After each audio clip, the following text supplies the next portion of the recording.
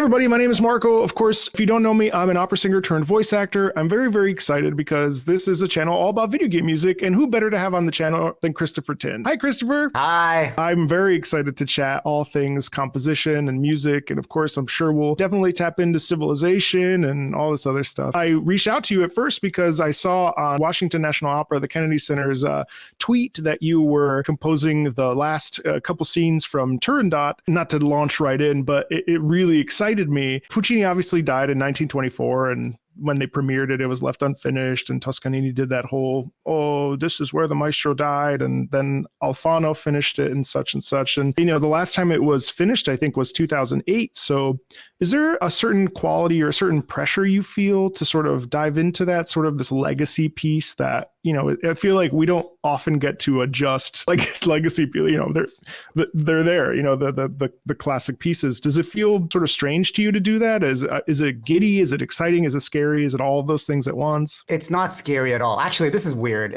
I'm giddy and I'm excited and I can't wait to dive into it. And I'm not afraid at all. And I know that sounds totally bonkers because, you know, who accepts a commission to ghostwrite Puccini, right? It's a little, it's, you know, kind of high pressure. But as you said, many have attempted an ending before, and none of them have really taken off for various reasons. The 2008 one, I assume you're talking about. In China? Yeah, exactly. That one. And before that, that was Luciano Berio's ending as well, which is really wild and out there. Of course it is. Was there saxophone in it? I'm pretty sure there was saxophone in it. Yeah, actually, I don't know. Well, I mean, there is saxophone in the ensemble. That's the beautiful thing about finishing Turandot. Oh, yeah. Most first-time opera commissions, the composer is a unknown quantity or put it this way, financially insecure quantity, right? We don't know how well it's going to do. And so opera companies hedge their bets by saying, okay, you can write, but your opera only has, you know, 5 actors on stage and no chorus. A workshop and you know, a smaller ensemble in the orchestra pit, right? But with this, man, I freaking get Puccini at his largest, right? His huge choir. I mean, it's a very large choral part. His children's choir, his onstage band, you know, it's huge orchestra. The soloist, I mean, soloist like a tenor who can sing Nessun Dorma. I mean, this is like Candyland for a composer in a way.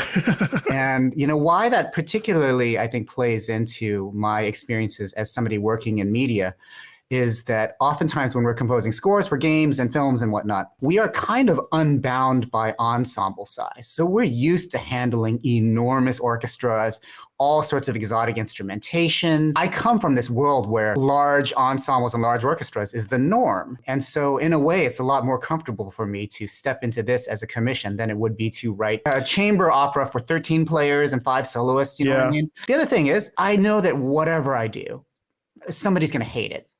Probably a lot of people are going to hate it, no matter what I do. It doesn't sound like romanticism. I'm going to do my best so that whatever I add to the opera melds in very seamlessly with Puccini. I mean, that's where I think I definitely differ from, say, Berio, right? I want this to be seamless. I want my new version to be the version moving forward that people perform for various reasons. I think that the way I compose is actually not all that foreign to Puccini's language. You know, as we sort of talked before we started taping, like I'm a very melodic composer.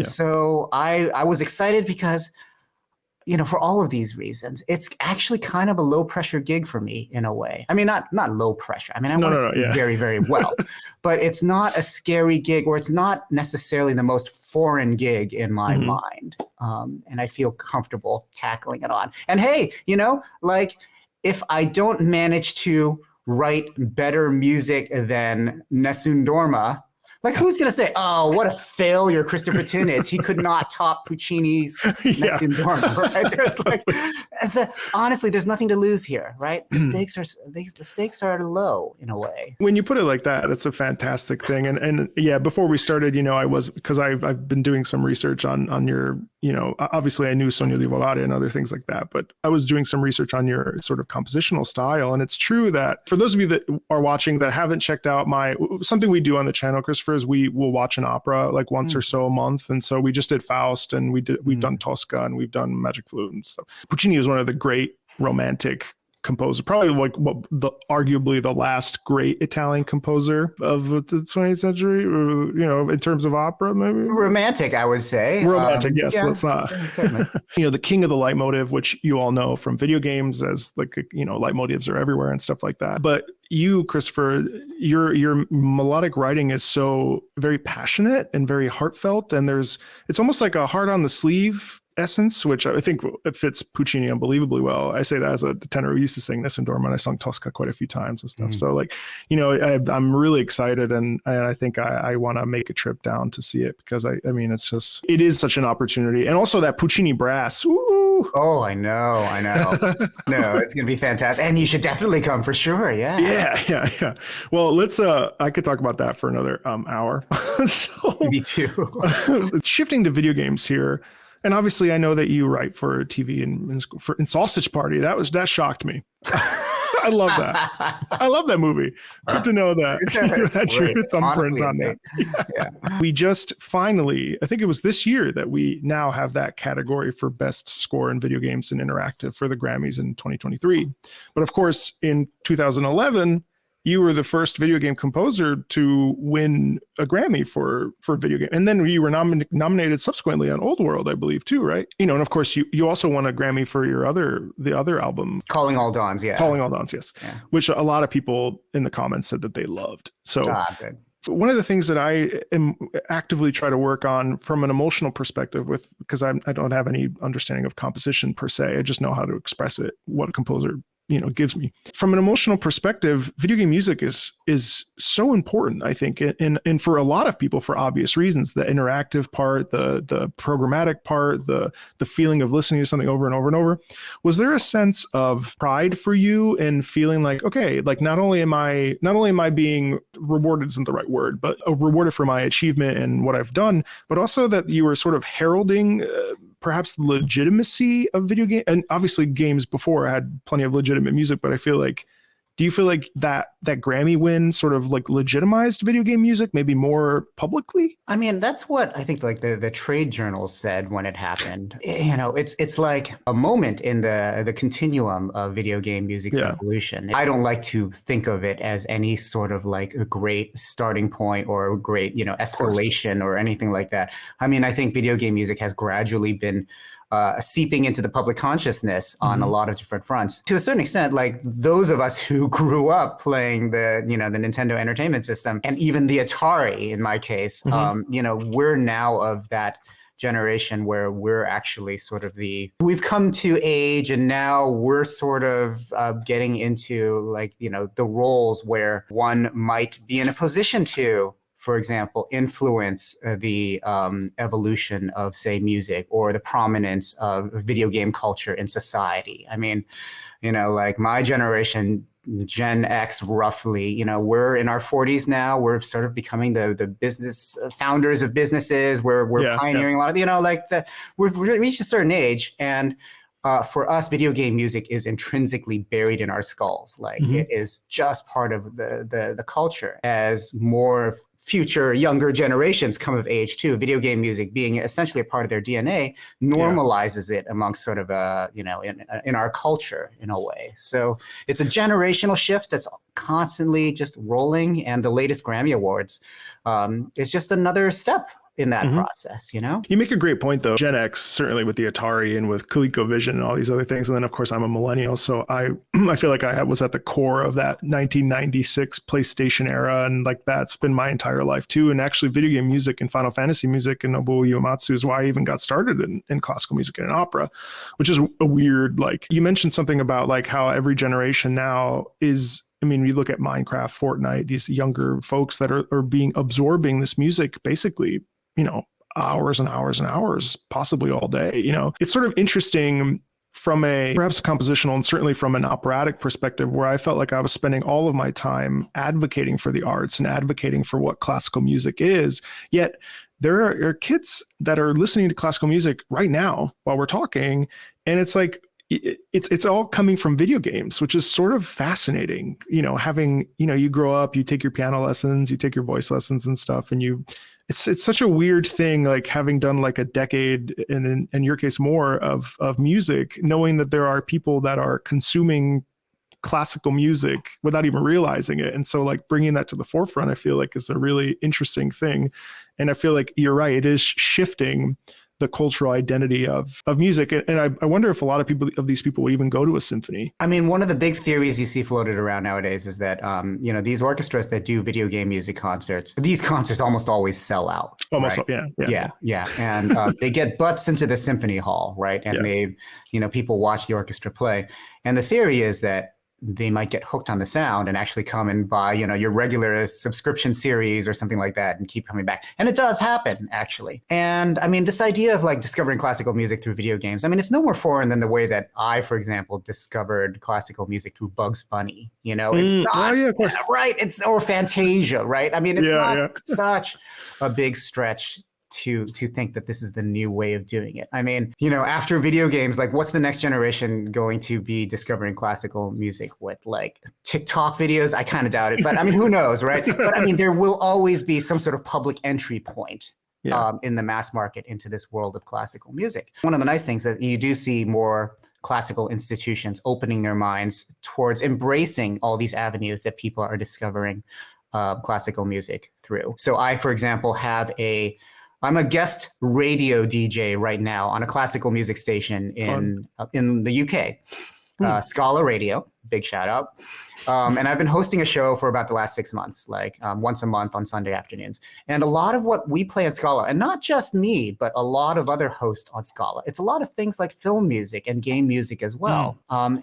These are sort of things that are sort of classical adjacent in a way, but are very appealing and friendly to classical music audiences, and specifically those that might have felt sort of alienated by the trends in core classical music in the last 70 years or so. I mean, and I think you know what I'm talking about as well, right? Yes.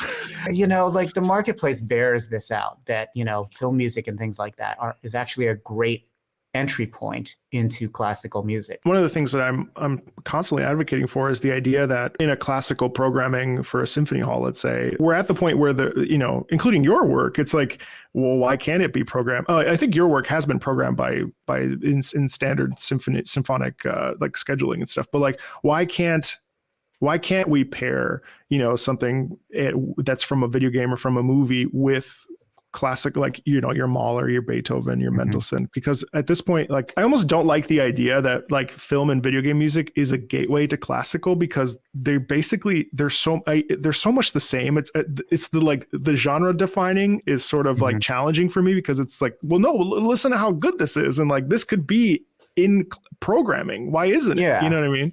I know exactly what you mean. It's like, it shouldn't be the gateway. It should just be part of the classical music sphere in a way. Yeah. I sort of agree with that. I mean, we're not quite there yet, I don't think. No, we're not. We're still very much saying, this is our video game night. Here it is. Everyone come. Go ahead and cosplay. Come on Tuesday. Yeah, exactly. Your lightsabers or, sorry, I mentioned that because every John Williams night at the Hollywood Bowl, the moment Star Wars comes out, all the lightsabers come out, and like, it's wonderful. It's wonderful. It's still very much sort of like, okay, here is that night for this, and here is all our regular stuff. Will we get there? Potentially. I think it's not uncommon to see, for example, Shostakovich's score for the battleship Potemkin, put in a regular classical subscription series, or sometimes like William Walton piece, that was originally written for a film, or maybe something like symphonic dances, West Side Story symphonic dances. Oh yeah, right? of course, right? Things like that. These you will find sort of intermingled. And sometimes it maybe just takes a little bit of time and sort of cultural acceptance, or I don't know what it is, but I mean, I think maybe perhaps there needs to be sort of this sort of filtration process that happens over time. Like, every year a lot of music gets released, but only some music lasts beyond that first year or, subsequent years. Maybe what the classical world is waiting for is for just a few indelible hits from the video game world written in a symphonic context, just to sort of take, and be understood as these canonical pieces. Yeah. And then maybe they'll get performed more. I mean, also same with film music, maybe we'll get to the point where it's like John Williams doesn't need to be put off on his known like music from the movies night, but like the Raiders of the Lost Ark suite or something like that can actually be a great concert opener, right? Yeah, those are great points. Do you feel a delineation when you're composing something for Civilization and versus like something like The Fall, which obviously has Sonia Livolata in it, but it's certainly its own its own essence. You know what I mean? You know, I'm probably unlike a lot of my colleagues in that I very purposefully try to make the worlds overlap as much as possible. And there's sort of practical reasons for that. I mean, ever since I had that success with Baba Yetu, every time I write anything for a video game now, people like my sheet music publishers, my record label, everyone's like, okay, can we release this? You know, can we perform this? Can choirs perform this? Can orchestras perform this? So there's actually a lot of outside pressure for me to write everything in a performable manner by classical ensembles. At the end of the day, part of the reason I really like composing for games is that there is a lot more creative freedom in terms of the music that you can write for a game, or at least in my experience and in the games that I score, there's a lot more creative freedom. When I'm scoring a film, it's very much like, okay, at exactly 3 minutes and 28 seconds, the music needs to start and it needs to end at 4 minutes, 12 seconds. And so you've got, you know, like 44 seconds to play with, and that's it, you know? And the music is very prescribed and has to stay out of the way of the dialogue and can't be too melodic because it doesn't want to pull attention. Focus, yeah, you know, these sorts of things, right? that's film scoring. In game scoring, it's like, all right, Chris, we're hiring you. We want about an hour of music and write whatever you want. Just make it good. So I'm like, okay, I'll take that gig any day, right? Yeah. And that's not so far off from like a classical commission in a way, you know? Here's how much time we need, how much music we need. Yeah. We trust you because, you know, and actually I am my harshest critic in a way. So like when people say, we trust you to make it good, I think, oh, okay, so I'm the one who decides when it's good. So now it's going to take twice as long to write this piece because I'm the one who says when it's done. Yeah. So, you know, that's a responsibility I enjoy. And that's really more in line, you know, with the way that sort of the classical commissioning world works, right? You know, we're not just phoning in pieces of music. I'm not here to write 2 to 3 minutes of music a day and just move on and never want to listen to it ever again. You know, I'm here to spend a month writing 3 minutes of music. Like that is my preferred pace. It's just a different sort of creative mindset that one adopts when they get into this. And what I found is that games, because the schedules are so long, that the creative briefs are actually, for the games that I score anyway, very open-ended. It gives me a lot of time to really make music that I'm proud of. And that means a lot to me as an artist, because the thing that bothers me the most as an artist is when I'm put into an impossible situation where I have to crank out a certain amount of music and I don't have the time to make it something that I'm proud of. And that feels just gross to me, you know? Like I don't like writing music that at the end of the day, I'm like, I wrote that so fast, I don't even remember if it was good, you know? Like that's not the position I like to be in. And that's, I think, where I run counter to a lot of people working in film and video games. It's really interesting. I mean, do you feel like a lot of your work tends to be programmatic in nature? Like everything sort of has a purpose, or do you feel like it's more like the simple style where, you know, that we're talking Bach, Beethoven, or well, not Beethoven, but you know, that sort of that Baroque classical, early classical period where people are just writing florid melodies and beautiful melody. Do you feel like everything, and it sounds like to me, everything you're writing has a very specific intention programmatically.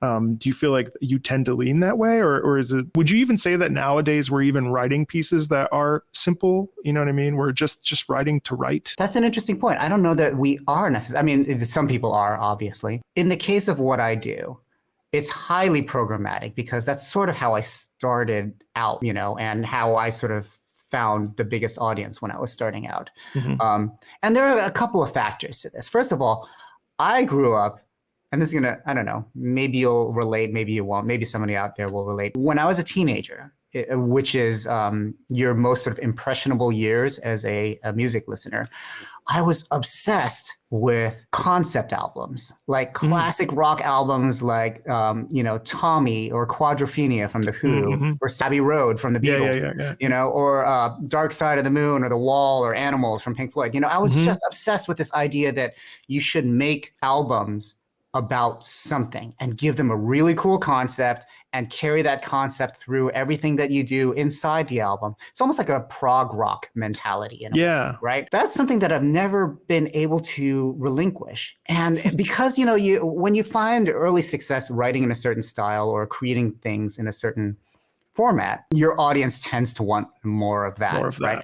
Now, if I were just writing for music's sake and not caring if it evoked something or, had some sort of like structure, a program to it, it would be the easiest thing in the world for me. And I shouldn't say it's the easiest thing in the world, but it would actually eliminate a lot of the sort of creative struggles that happen even before I start writing the music. A lot of my struggles pertain to what is the overarching theme of this next project? How can I take that theme and, sort of like fractal style, right? Imbue its essence into every element of a piece, right? That actually takes a lot of foresight. And a lot of planning, even a lot of the things that I do within my albums, where it's sort of like one piece ends, but it ends in the key of the next piece, and it's all interconnected and it flows one to the other. That creates a ton of problems because, as you as a singer know, like if I put your part in the wrong key, it's not going to sound good, right? And so to be able to negotiate key relationships across like an entire album so that every piece is actually in the sweet spot for the singers, but it all flows together in a connected manner. That's actually really, really logistically hard to do. And to have make sense, right? And you don't really appreciate it when you're listening. You're just like, oh yeah, that just kind of worked, right? But to assemble it all in that manner is actually a huge struggle. So if you just said to me, I want 24 piano preludes and they don't have to have any sort of theme whatsoever, they can just be notes, I would love that gig. I would so love it. I would just dive in and start writing right away. But programmatic music, I think, does have, first of all, it's related to the worlds that I came from, the scoring world, right? But also I think there are certain marketing advantages when you make your music about something. Like people can talk about the music in not such an abstract way, like, oh, here's 24 Preludes for Piano by Christopher Tin. It suddenly becomes, here's this concept, and this piece is about water, or this piece is about the life cycle, or this piece is about our history of trying to achieve flight, or this piece is about extinct birds. It gives people a way to latch onto it who are not musicians and can just say, oh, well, that's what this is, and this evokes this. This feels memory. This, and I feel that. So there are very tangible benefits. Well, and ultimately, actually, that you keep segueing into my questions, which is fantastic. I'm good at segueing. Yeah, I see that. We're connecting on the same keys. I know that the Lost Birds is from Google, a soaring elegy for loss of bird species due to human activity, right? And it certainly has like a melancholic, warm sound quality to it. But I listened to a few of the tracks, and honestly, I'm like scrolling in my notes but Flocks a Mile Wide, it was weird. So my dad passed last year, and I feel like I bring this up every time I talk, but it's really important to me. And it's funny because the specific work is, this elegy for this loss of bird extinction, species that are lost. But do you consider, or are you, I guess, happy when someone has an emotional response that is actually not related? Like, for instance, like that piece made me feel a sense of peace toward, like I pictured my father and I felt an immense feeling of like sort of like a release almost. And I was wondering, like, for you as a composer, is it okay that someone has a different feeling than what the context of the programmatic, the through line of what you originally set out to compose? Are you just happy that someone has a reaction at all? Like, for a composer, you know what I mean? Like, what's the sort of vibe for you? No, the vibe is that I want you to feel whatever it is that you want to feel. I mean, I think that's really important. And I mean, I often hear people make comments like, this moment, whether it be an extreme joyous moment in my life, like a wedding or something like that, or something tremendously sad, like the loss of a loved one. The fact that my music can accompany them in various stages of their life means everything to me. Everything. I mean, like my very first album was in fact about the stages of life that one goes through and the commonalities that people experience through them, right? Oh, that's awesome. I'm never one to say, oh, you should feel this. You missed the point. You missed the point. No, never. I mean, one of the things is music has the natural ability over any other art form to be abstract. No other art form can be purely abstract if you think about it. I mean, maybe things like, the extreme avant-garde of poetry, yes, it might be abstract. But a lot of the other art forms are inherently based in representation. And music can be completely detached from representing anything. in a way. It can be purely mathematical or purely structural or scientific or clinical if you want it to be, right? And that gives it, I suppose, like the most sort of malleable presence in a person's life. This piece of music might feel one way for one person, but the other way for another. And that's owing to its inherent non-specificity. You can't grab it. You can't grab hold of it. Yeah. It has the power to be purely its own thing more than any other art form out there. And that's why it makes a great tool for enhancing emotional content, for example. It can be, it's so malleable. You see, everybody, these are the points I try to make every day. Christopher Tin confirmed it. So, next time you give me any attitude. I'm just kidding. No, Come talk to me. I'll set them straight. I had one last question that I found really intriguing. Waloyo Yamoni is a piece that you're particularly proud of. I saw the pinned comment on your YouTube post about it. You said that of all Baba Yetu and Sonho di Volare, you feel a special sense of pride for that particular track. And I was curious, I guess why? But then also, where in the process do you become attached to a piece that makes you feel like, oh, not necessarily like, oh, this is a banger, but like, at what point are you like, I feel I love this piece more so than these, and this is why? I think when it goes well, that's why I tend to like it.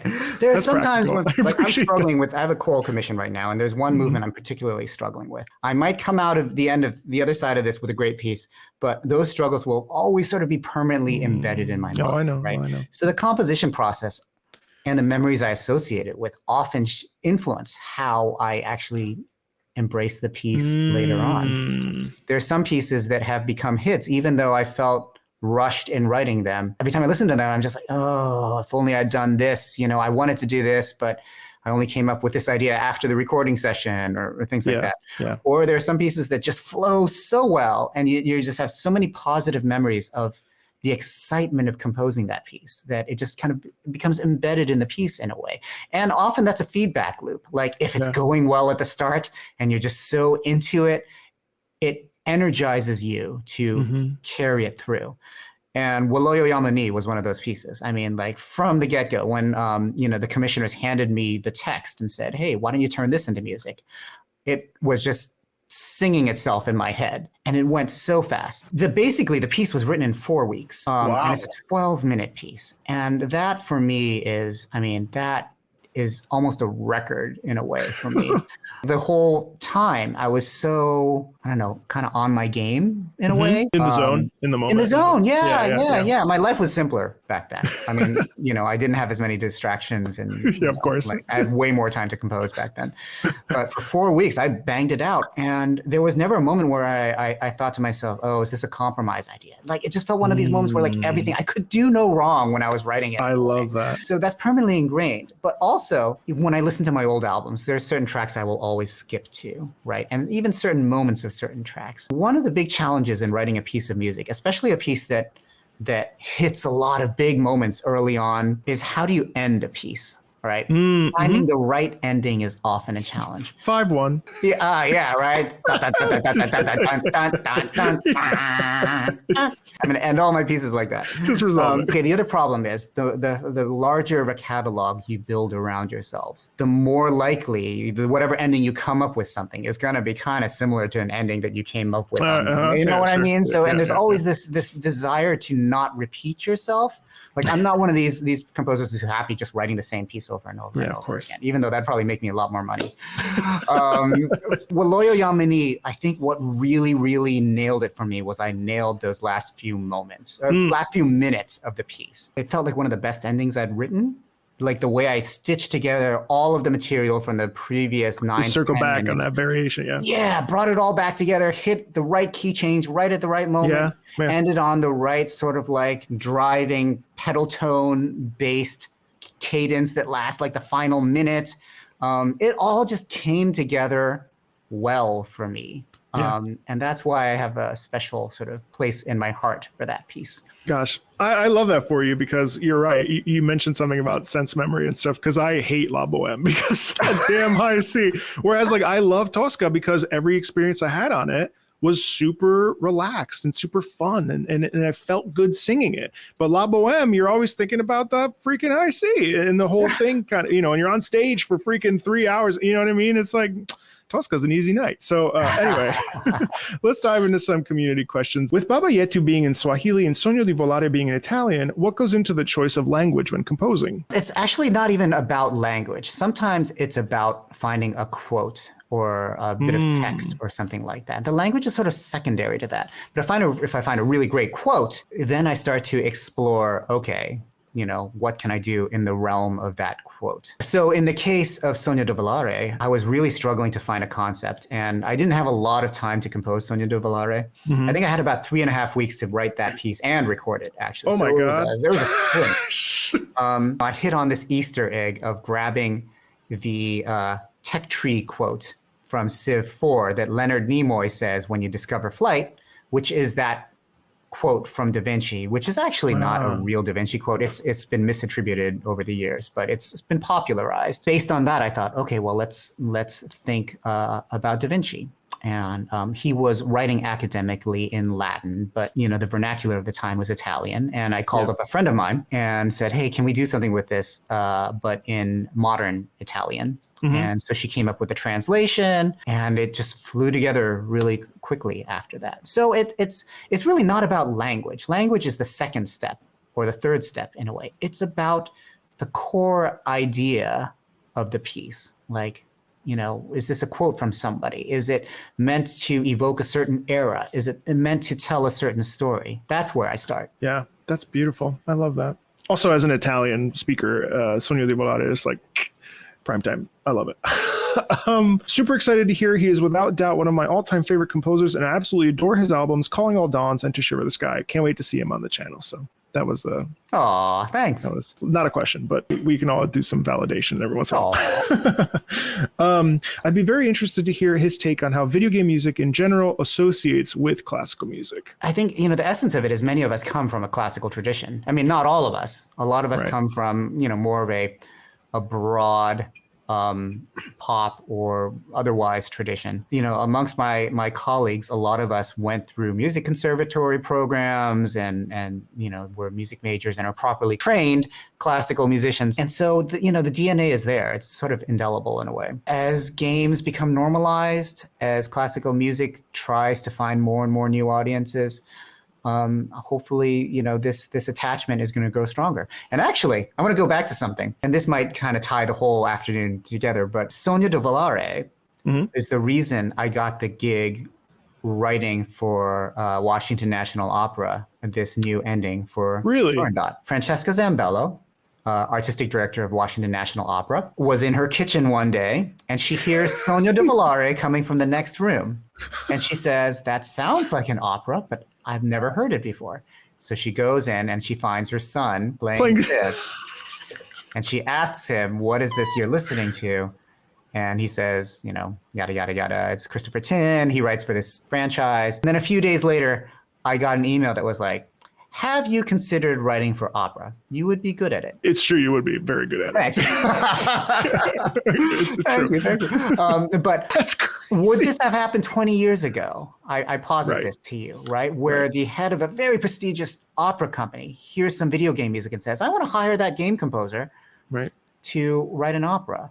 Times are changing. And I love that story because that is a really, that's the intersection of game music and classical music. Yeah, in the fullest sense. Yeah. That is crazy. Isn't that wild? That is a really good button on this interview, I think. Yeah, I mean, that's amazing. And it's exciting for me, again, as a person who, I feel so deeply, profoundly attached to classical music, and I want to sing for video games as well, and I'm a voice actor now and stuff. But the emotional importance of this music, and your imprint on what you've done for video games, and what countless other composers are doing every day, it's a bounty, and I'm so thankful that people are invested in understanding the deeper context of why music matters and why we feel the way we feel. And, so thank you so much, not only for this interview, but also just for pouring your heart out in this music. And And if you don't know Christopher Chin's music, well, you should. And I will post his social things in this description. And yeah, thanks so much for coming on, Christopher. I really appreciate it. Well, thanks for having me. And I hope to see you next year at the Kennedy Center in May. Yeah. Right? Yeah, I for sure will be. And if you want to go to the Kennedy Center, well, you should too. So, all right. Thanks, everybody. We'll see you later. Bye. Bye. Thank you.